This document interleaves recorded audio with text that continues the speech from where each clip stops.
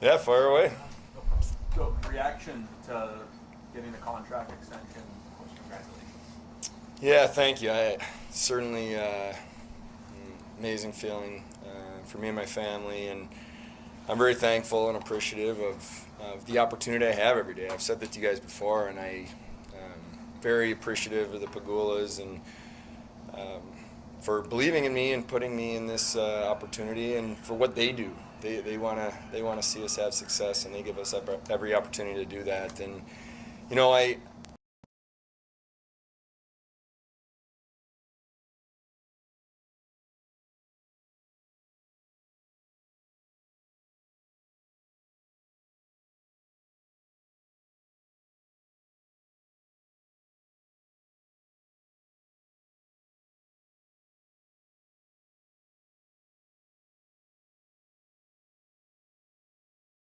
I mean, we have a long way to go. We have to earn everything, and this time last year we talked a lot about we have to earn the respect within our locker room of each other. We have to earn the respect through the staff. We have to earn the fans' respect. We have to earn the media respect.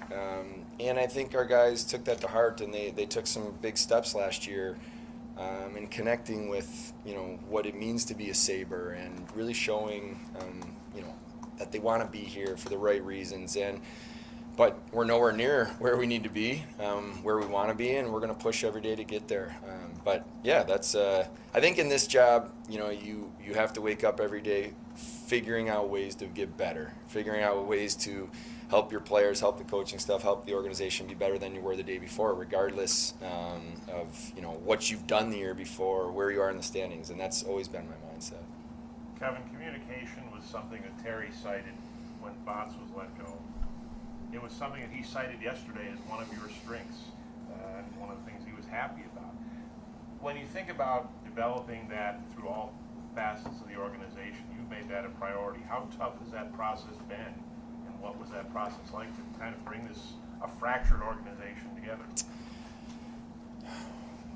Well, I think about it, Mike, in a few different ways. One, communication to ownership is something that is every day. I'm talking every day. Communication within if you take it, down to the team, within our locker room and the coaching staff is so critical to how we're going to build this together.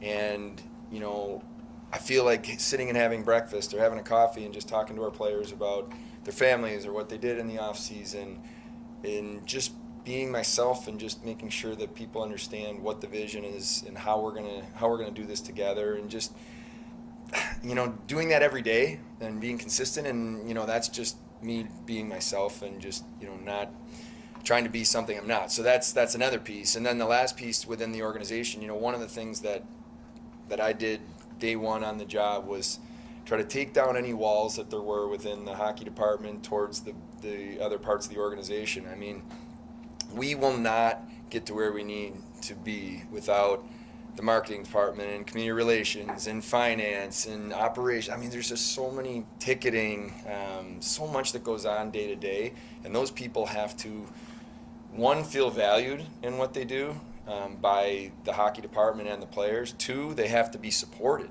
They have hard jobs. They need to understand what the vision is here so they can execute their jobs. So it's something you have to work at daily. But you know what, Mike? At the end of the day, treat people the right way, do the right things. No one in this organization should feel that they're more valuable than anyone else, and that's from players through coaching staff, myself, and anyone in the organization. And I believe that when you have that mindset and then you do that every day, people buy in and believe in what's happening. Kevin, when we talked in March, you talked about taking a deep dive into injuries and taking a real look at it through the summer. What kind of things did you come up with to try to reduce some of the injury problems that you've had? And do you have the same training staff? Did you make any changes to the medical staff? What did you come up with?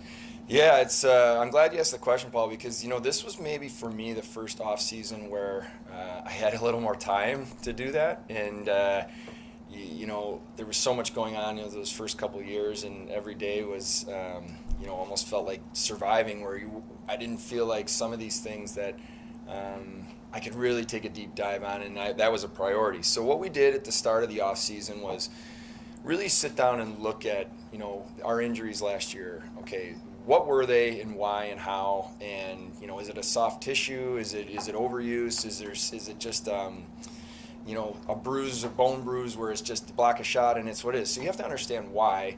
I talked to our doctors a lot, early in the off season about what they're seeing. They're the experts. What was happening, what was their take on it, and then I had individual meetings with everybody in the sports performance department, and I wanted to understand, one, from the injury standpoint, what was going on, and then two, probably more importantly, to be honest, what was going to be our process of how we get our players back and healthy.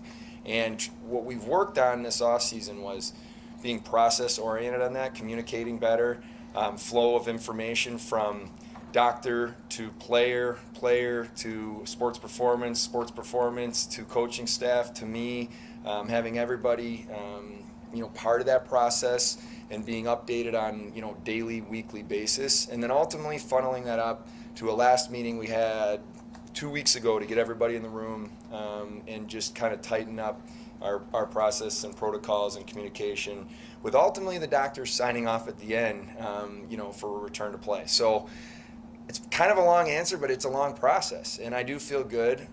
What I did make very clear to our staff right in the beginning was this isn't finger pointing, this isn't blaming. No one's saying that you're at fault because we had certain man games lost. I just want to understand why. That's my job. I have to ask questions and get the answers, and I feel very confident that we're all on the same page now.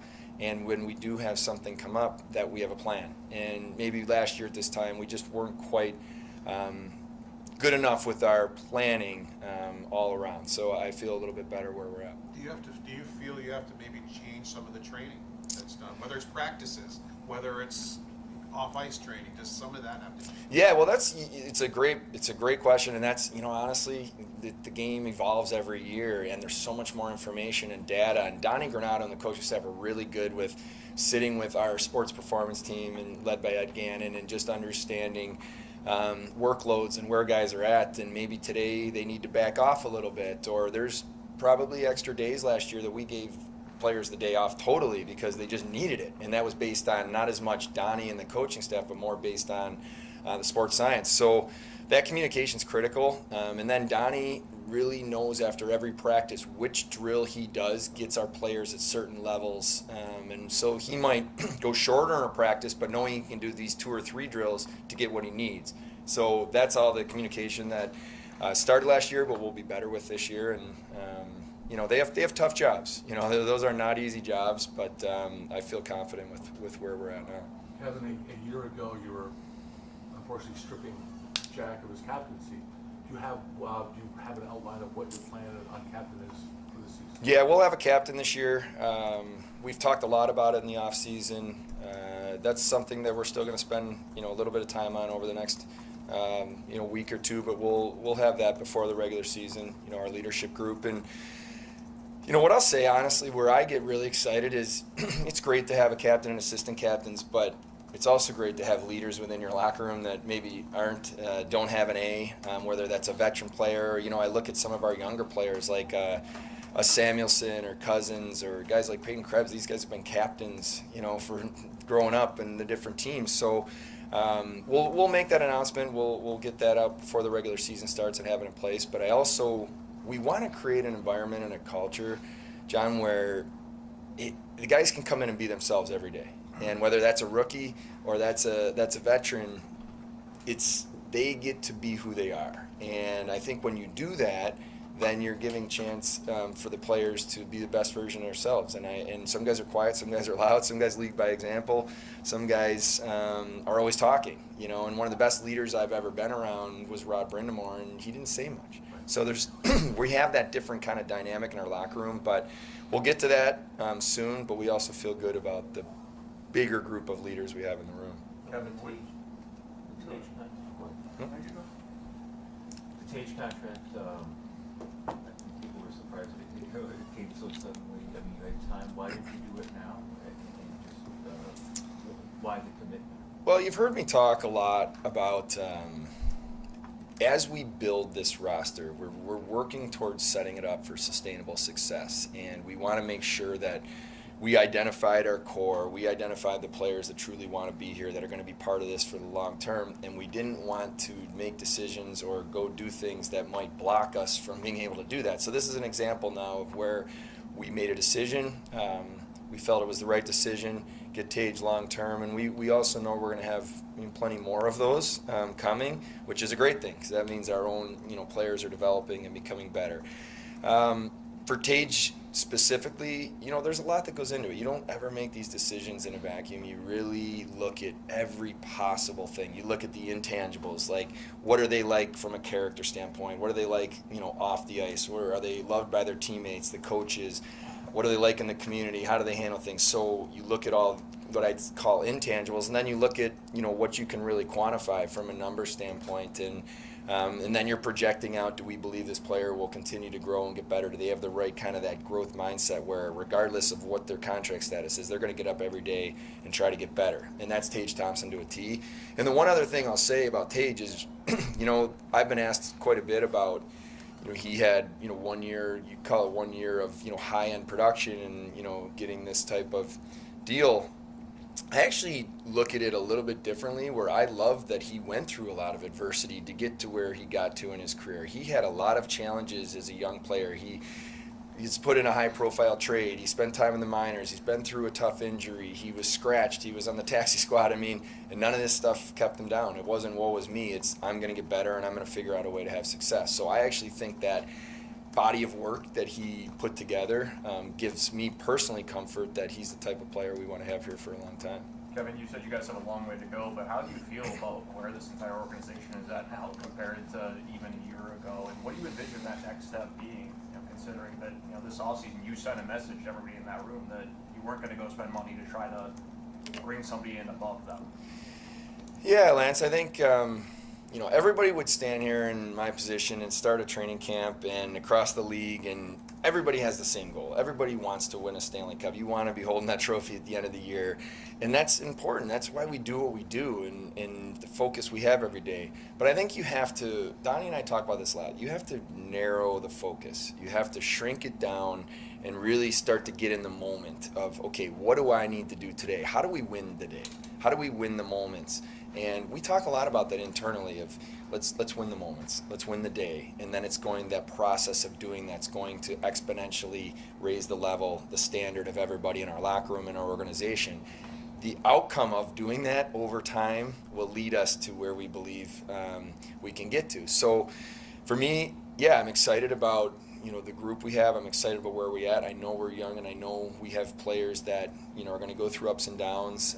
It's just the nature of it, but I stood in front of the team yesterday and I looked the guys in the eye and I was excited, about this group and what's being built here. But the challenge is to get better every day. The challenge is to make sure that we hold each other accountable to be our best, and that's all of us. And, if we do that, then I really believe we're going to take steps. Kevin, when you saw the prospects challenge, do you have even more belief now of the young depth that you have in your organization now? Yeah, I do. I was really proud of the way our guys competed. Just sat and had breakfast with the development staff actually this morning, and and I made a comment to them that what was really nice to see was, we know when we draft these players, there's so much work that Jerry Ford and his staff does. You see the skill, you see the talent, but sometimes when it raises and you have to really compete, and you're saying, okay, where are we going to be? Our guys competed. I think they fed off the energy. I don't know if you guys were at Harbor Center. It was awesome. 2 of those games sold out, and just the chants in the crowd. And I think it gave our prospects a little bit of a spark and a little bit of a, wow, okay, this is what it's like to be here in Buffalo. So I was proud of the effort. I thought Seth and the guys did a really nice job. Just like helping the guys relax but be intense at the same time, finding that balance and just going out and playing fearless. Injuries? Anybody not ready for camp? Overall,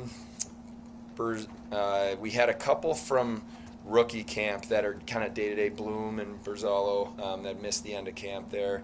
But overall, guys came in good shape. healthy, ready to go.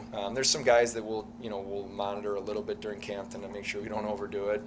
40-year-olds and all that stuff. So, but we're healthy and the guys are ready to go. Kevin, does your extension reflect you at least temporarily taking over any of the duties of team president in Kim's absence? And secondly, has Matthew Pagula been elevated to any official role, given what we saw from him at the draft and in the room on the embed video during free agency? Yeah, no, Matthew, start with Matthew. I mean, he's a great kid. He's it's amazing actually before my eyes, when Pagula's bought the team, the age, and here he is. And what I've told him and all of the Pagula kids is the door is always open. Come in, spend as much time as you want. You could be anywhere you want to be. Sit with me, practice games. You want to go on a trip, whatever it is. And I think it's important to have transparency within our organization and within their family to know that they own the team and they should be excited to be here with us. So no, nothing's changed with Matthew. I think he's starting to learn, and he also spends time over with Brandon in the football office and kind of just finding his way. In terms of my role, nothing's changed. I am the general manager. I will always, and I've told this to Terry and Kim and the business side as well, that I'm always going to help in any way I can. And if they need me, I'm here for them. But my day-to-day responsibility is focused on this hockey team, being the general manager. Kevin, now that camp is here, you have the way the roster is set up right now. There's going to be, it doesn't look like there's going to be a lot of competition, but is that something that you want to set that bar for the younger guys to say, hey, listen, you want it, you got to take it? Yeah, I to be honest, I look at it a little bit differently. I think there's a lot of competition internally. I think that when players come to camp, we want them to have the mindset you have to earn everything.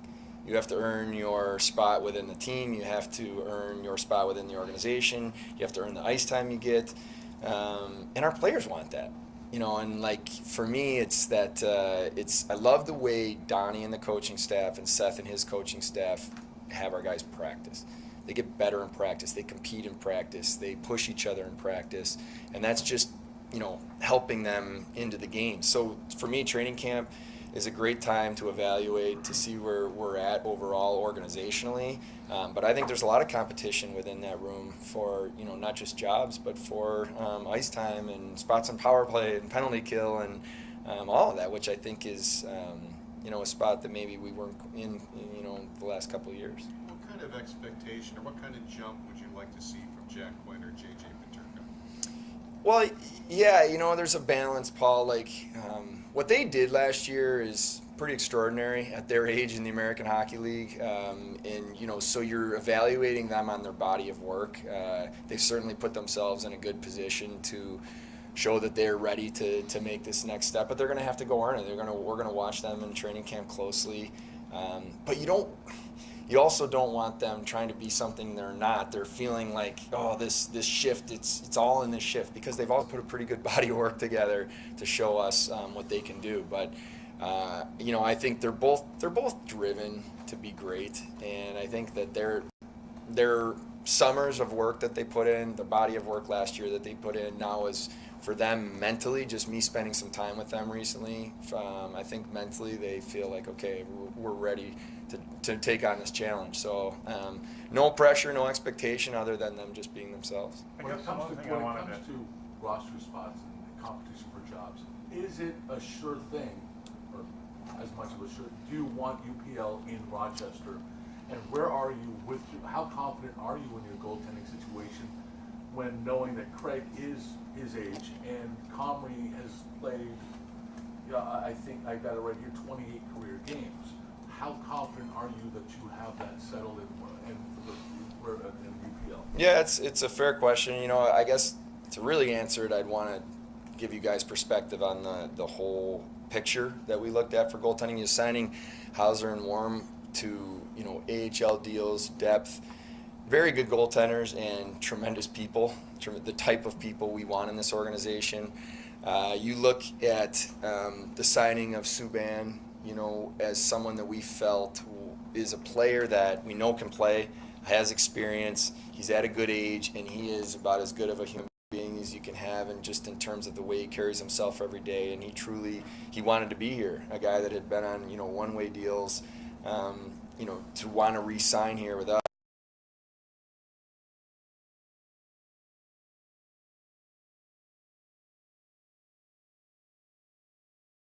This maybe sounds a little odd, I don't know, but it's more about starts for him. It's more about where he gets his less about where he gets his minutes, more about him getting his minutes. And I truly believe that, because, he's had some challenges of, with injuries and just, getting himself into that rhythm of having that foundation to build on. And what I've talked to him about is we believe in him. We believe in him 100%. He's going to be a very good National Hockey League goalie. What we want to do is when he's here, he's ready. And not just here to be here, but he's ready. And so we're open. We'll see how it shakes out, but we want him playing. And I look at Craig Anderson, and, you guys know how we feel about him as a person and what he's done in this, organization in a short time and how much he helped our locker room. But we also feel really good about him as a goaltender. I don't want to just say that he's such a good veteran, because I felt last year, every time he put on the equipment and played for us, he gave us a chance to win. He's understands the way he needs to play to have success. He really helped our young defensemen. And then if you flip to Eric Comrie, that we really felt the body of work he's put in, the age he's had. When you mesh it all together, we just feel like he's in a position in his career where he's ready to take the next step. Now he has to go earn that and prove that. But also, when you look at Craig Anderson in the way we believe that he can kind of mentor and help him, is where we're at and why we made the decisions we made. But we do feel we feel good. We feel that we're in a position where these guys are going to give us a chance to win hockey games every night, and that's why we made the decisions we did in the summer. Kevin, when you watched Cousins in the World Championship, and he told me he had never played left wing before, and Aria's first shift on the left wing, and he played left wing the whole tournament. What did you take out of the performance you saw from him? Because he was playing well at the end of year, but the puck wasn't going in. Well, he led that tournament in goal scoring. So what did you take away when you saw him in that tournament? Well, there's a couple takeaways I had specifically on that. One, versatility is critical, in my opinion, to have players in our lineup that can play multiple positions. They can slide from wing to center. You can play lefty, righty. And I'll say just generally, it's much more comfortable for a winger growing up, a center growing up to be able to slide to the wing than vice versa. It's tough to go the other way, but so it didn't surprise me that Dylan is kind of a natural center his whole life, was able to slide to the wing, no problem. But the second part that I liked probably really more specifically about Dylan and what he did at the World Championships was, he and I had a real good chat before he left after the season, and he said, I said, well, what is your goal? Like, don't just go over there to go and play some more hockey. Like, what are you looking to get out of this? And he said, I want to score goals. He said, I know I can score goals in the National Hockey League. I know I've been getting chances, but I want to go over there and find my scoring touch. And like you said, it went well. So I think he went over with a specific goal in mind, and he produced. So, Donnie, my goal was to give Donnie as many talented hockey players as we can, both up front and on D and in net, and then let him figure out how to get it to shake out. But I think versatility and having guys be able to slide to wing or center back and forth is really helpful. Kevin, the number of prospects you have, the way you finished last season has created more good feelings around this team, probably since Jack's second year and maybe even further than that. What's a good season in your mind? It's going to be tough to make up a 25-point gap and make the playoffs. You're going to want to see your young players get better, but people are still dealing with this playoff drought. What's going to be a good season? Well, I don't want to sound like I'm ducking the question, because I'm not going to give you a point total, because I think it's dangerous to do that. But what I can tell you is, at the end of last season, I started to feel like our players went into games believing we were going to win. There was a different energy, a different mindset, a different confidence, a different trust within each other than maybe we had previously. And you have to earn that.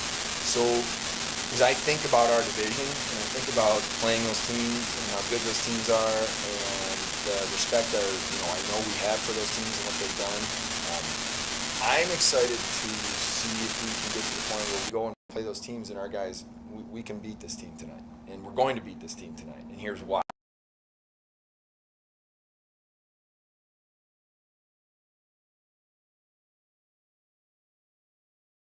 to is, are we winning the day? Are we pushing each other? Are we helping each other get better? Even though you're going to have some ups and downs, especially with younger players. But do I sense that we're proving across the board? That's what I'm looking for. And I can't wait. And I've told the players yesterday, and by the way, we're all in this together. We're going to go through this together. You're not by yourself, you know. And I think if the players feel that support and they know that we're all in this together, it just naturally helps them stay calm, do their job, and do the right things. Kevin, what growth have you seen from Rasmus Dahlin off the ice? And from your perspective last season, what was it like seeing him have the season that he did? Rasmus is a really impressive person. He cares so much. He loves being a Buffalo Sabre. He wants to be here. He loves his teammates. He is ultra competitive, and he's driven to be the best, period. So what I saw out of Rasmus was a maturity last year that even if things maybe weren't going perfectly for him, there was a calmness and a belief that, okay, I'm going out the next shift. And I give Donnie and Marty and the coaching staff a lot of credit for that, because he had that confidence from them. You know, if he made a mistake, you're going right back out there and you're going to fix it. And he did. He self-corrected very well. He wants to learn. So I think he's just a player now that's entering, you know, a few years in the league. You start to understand what this league's all about. There's a confidence and a quiet, what I'll call it, a quiet swagger about him in a good way, you know, where he just believes in himself and he believes in his team. So I'm excited for Rasmus. You know, he went and did the media tour in Vegas, and, you know, really he's handling himself well in these types of situations off the ice too, which is all part of this. And he's a pretty good golfer. Played golf with him a couple weeks ago, and spent some time with him, just talking. And he's just a really special person. You know, we're lucky to have him. When it comes to your expectations that you were talking about, how do you keep patient and knowing where you are in your build while looking around the Eastern Conference, which has been a tough 8 to crack for not just the Sabres but a lot of other teams, and then seeing what seeing what the Blue Jackets in Ottawa have done, and you essentially standing pat, having confidence in your roster. How did you maintain patience in knowing where this team is and knowing that you still have a daunting challenge to crack that top 8? Yeah, I understand the question, John. I think where I get to with that is just to really, really focusing on our own group. Every team's in a different spot. They're going to make their own decisions. We know there's good hockey teams out there. This is a tough league. But what in my position, what I didn't want to do was waver from our vision, our strategy of how we're going to build this the right way with the right people, and let any noise or outside, you know, things going on with other teams affect us. Stay the course, be patient, trust the process of what we're doing here and what our you know, short and long term goals are, and stick with it. You know, and that's what we did this summer. Were you mindful of the fact that in the past that previous GMs here have perhaps rushed the process and screwed it up?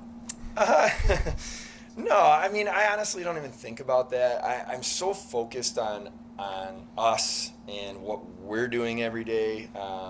You know, I've said this before, and I really, really strongly believe this. You have to learn from the past, but you can't live in the past. So I certainly look at things that have happened before and why decisions were made and try to understand it. But I'm more focused on learning from it and then seeing how can we help this group. And, you know, that's why, I mean, quite honestly, you know, targeting Comrie and Lyubushkin were critical for us because we identified kind of some needs of what we want to do and why, and you know, we were fortunately able to get that done. But you can also get super scattered and try to accomplish so many different things that you end up, you know, maybe not doing anything. So we kind of we were targeted for what we wanted to do, and feel fortunate that we were able to get that done. Kevin, how busy are you right now dealing with other GMs? There's some significant injuries around the league. There are unsigned players, and they probably recognize that you have a lot of young talent as well in your organization. So just wondering, you know, what it feels like at this time of year, maybe compared to past years, as far as how active you are with them. Yeah, a lot of conversations over, I'd say, you know, just around Labor Day and past when everybody gets back into, whoa, the season's coming fast. Yeah, I think teams look at our situation, you know, and say, hey, they might want to add a player. You know, maybe they think that we can help them. We're not in the business of doing anyone favors. I can promise you that. We would do something if we think it makes sense. I get calls every day asking about our young players and kind of what the question just was, that, hey, would you be interested in this, but it's going to cost you this? And the answer has been no, because it hasn't made sense for us. But my job is to be in every single conversation, be open to doing anything we can do to help our team. But what we won't do is something, you know, in the short term or short-sighted that we believe, you know, could hurt us down the road. We have to stay disciplined. We have to trust that what we're doing is going to get us where we need to be, and that's our focus. Is it possible Spencer Sova earns himself a contract? Yeah, it is. I think he was, to me, outstanding in the rookie tournament. He's a player we watched very closely going into the draft. Our scouts had quite a book on him. Character person, you know, elite skater, you know, athlete, that type of player. So he's someone we'll watch close. But we were, you know, really impressed with him during the rookie camp, on and off the ice, and, you know, that's why he got the invite. Kevin, were you at all uncomfortable with Ben Bishop? I mean, he wasn't going to play here, but working for another organization, did that make you uncomfortable? No, it's just there is actually, you know, not right now, but it's not something. It's something I talked to Jim about right off the bat, you know, in terms of where this was and where he was in his own health, and you guys know why we made that, you know, decision in the summer, and but no, not at all. Casey Middleton had a tough year last year. He got going later on, but just what gives you confidence that he can get back to being the player maybe he was a year ago when he, you know, started the season as number one center? So. Well, Casey, first of